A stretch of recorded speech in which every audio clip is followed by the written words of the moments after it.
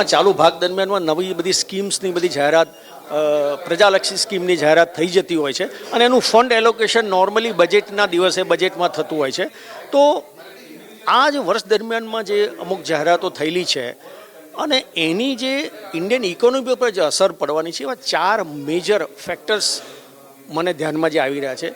એક નંબર 1 છે મંદિર ઇકોનોમિક્સ, જ્યાં આ વર્ષે જ નવો એક ડેફિનેશન ડેવલપ થઈ છે, મંદિર ઇકોનોમિક્સ, કે ઇકોનોમીમાં વેગ થવા મંદિરોના નવા ડેવલપમેન્ટ અને એના કારણે થતી નવી ટુરિઝમની ઇન્કમના કારણે નવી જે ઇકોનોમી ડેવલપ થઈ છે, ઇકોનોમિક ઇકોસિસ્ટમને જે ફાયદો થવાનો છે, તો એ મંદિર ઇકોનોમિક્સ જે થવાનું છે, જે તમારું ઉજ્જૈન થયું છે, વારાણસી છે, અયોધ્યા છે, હવે કાશી મથુરામાં છે, વૃંદાવનમાં નવું ડેવલપમેન્ટ થઈ રહ્યું છે, મહારાષ્ટ્રમાં 2-3 જગ્યાએ નવું ડેવલપમેન્ટ થઈ રહ્યું છે, ગુજરાતમાં દ્વારકા થઈ ગયું, સોમનાથ થઈ ગયું. સો આ એક મંદિર ઇકોનોમિક્સ એક લાંબા ગાળાનો ઇન્ડિયાની ઇકોનોમીને ફાયદો થઈ રહ્યો છે.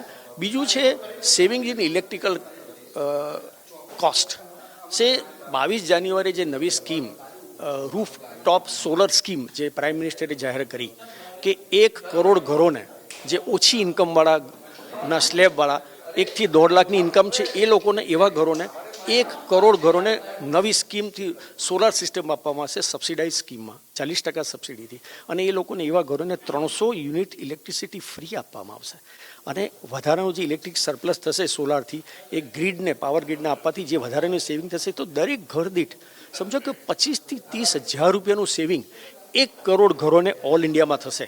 અને જે ટોટલ આવક છે ને એનો ફિગર ગણો ને તો એ ક્યારે બી કોઈ જગ્યાએ બજેટમાં જણાવવામાં નથી આવ્યો, પણ મારી દ્રષ્ટિએ ખૂબ મોટો ફિગર છે. આટલું મોટું સેવિંગ 1 કરોડ ઘરને વર્ષના 25,000 રૂપિયા.